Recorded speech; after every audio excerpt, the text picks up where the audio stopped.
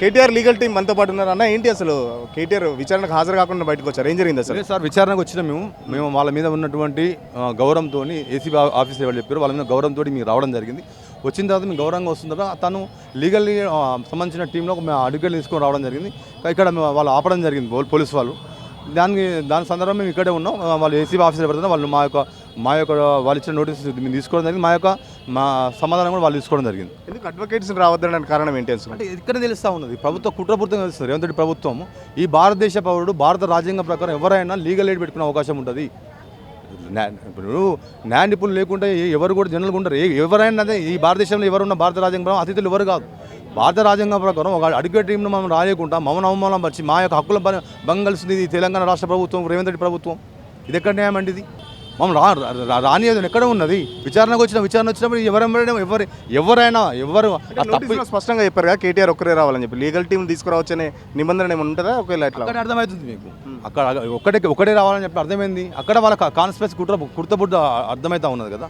ఎవరైనా రావచ్చు, ఎందుకు రావకూడదు? లీగల్ గౌరవ కోర్టులో ఉన్నప్పుడు గౌరవ కోర్టు కూడా మాకు కొంత మధ్యంతర ఉత్తర్వులు ఏవైనా పాజిటివ్ ఉత్తర్వులు ఉన్నాయి. అంత మాత్రమే కావాలని చెప్పేసి ఈరోజు మమ్మల్ని ఇబ్బంది పెట్టే ప్రయత్నం చేశావు. కేటీఆర్ గారిని కావాలని ఒక ఉద్దేశపూర్వకంగానే ఈరోజు అడ్వకేట్ని తీసుకురావద్దని చెప్పేసి కుట్రపూర్వకంగానే కావాలని ఇక్కడ ఆపేరు. ఇక్కడ నుంచి బయట నోటిచ్చి పంపించింది. ఇది చాలా వరకు అన్యాయం అని చెప్పొచ్చు. అంటే విచారణకు సహకరిస్తా అని చెప్పేసి మళ్ళీ విచారణకు హాజరు కాకుండా బయటికి రావడాన్ని మళ్ళీ దీన్ని ఎట్లా వస్తున్నారు? లేదు సార్, విచారణకు హాజరైనట్టే కదా. వాళ్ళు నోటీస్ తీసుకున్నారు, కంపల్సరీ తీసుకున్నారు, అగ్రిమెంట్ కూడా ఇచ్చారు కాబట్టి విచారణకు హాజరైనట్టు.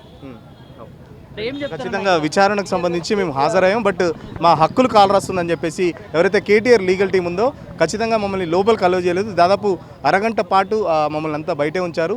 సో ఖచ్చితంగా దానికి సంబంధించి మేమైతే కోర్టులో కూడా దీనికి సంబంధించి ఫైట్ చేస్తామని చెప్పేసి కేటీఆర్ లీగల్ టీం చెప్తుంది. మరోపక్కన ఏదైతే గత నెలలో లగ్జరీలకు సంబంధించి కూడా పట్నం మహేందర్ రెడ్డి, మాజీ ఎమ్మెల్యే పట్నం మహేందర్ రెడ్డి కూడా తను కన్ఫెషన్ స్టేట్మెంట్ ఇచ్చినట్టు ఏదైతే రాసుకున్నారో సో ఇక్కడ కూడా అదే జరుగుద్దేమన్న ఉద్దేశంతోనే కేటీఆర్ చాలా పకడ్బందీగా తన లీగల్ టీంతో నందినగర్ ఇంటి నుండి అయితే ఏసీబీ ఆఫీస్కి వెళ్ళడం జరిగింది. బట్ ఏసీబీ ఆఫీస్ దగ్గర దాదాపు 30 గంటల సేపు పోలీసులు లోపల రానివ్వకుండా మీరు ఒక్కడే రావాలి, మీరు ఒక్కరే వస్తే విచారణకు అనుమతిస్తామని చెప్పేసి కేటీఆర్ దాదాపు 30 గంటల సేపు ఇక్కడే ఆపడం జరిగింది. దాంతో పోలీసులకు అది కేటీఆర్కు ప్లస్ ఇటు కార్యకర్తలు కూడా పెద్ద ఎత్తున వాగ్వాదం కూడా జరిగింది. నేను ఖచ్చితంగా విచారణకు సహకరిస్తాను, నేను ఎవరు లీడర్ని తీసుకురావట్లేదని చెప్పేసి కేవలం లీగల్ టీంతోనే వస్తానని చెప్పేసి ఇప్పటికే ముందు మీకు ఆల్రెడీ చెప్పడం జరిగింది. సో మళ్ళీ ఇక్కడ ఆపడం కారణాలు ఏంటి, సో లీగల్ టీం వస్తే మీకున్న ఇబ్బందులు ఏంటి అని చెప్పేసి కేటీఆర్ కూడా పోలీసులతో స్థానిక ఏసీపీ పోలీసులతో కూడా వాగ్వాదం జరిగింది. తర్వాత ఏదైతే విచారణకు సంబంధించి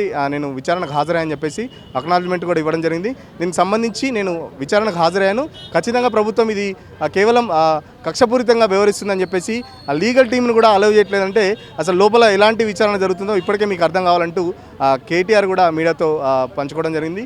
ఇక్కడి నుంచి అక్నాలజ్మెంట్ ఇచ్చిన తర్వాత కేటీఆర్ నేరుగా తెలంగాణ భవన్ చేరుకున్నారు. ఇప్పటికే తెలంగాణ భవన్కి ఆ కార్యకర్తలు కానీ ఇటు ఎమ్మెల్యేలు కానీ మాజీ ఎమ్మెల్యేలు కానీ అందరూ చేరుకోవడం జరిగింది. చూద్దాం విచారణకు సంబంధించి ఏసీబీ విచారణ ఇట్లా ఉంటే రేపు ఈడీ విచారణ ఎలా ఉండబోతుంది అనేది చాలా ఉత్కంఠగా చూడాలి. ఎట్లా ఉండబోతుంది అనేది రేపు. విడుదల సాయితో సురేష్, పల్లవి టీవీ, ఏసీబీ ఆఫీస్ నుంచి.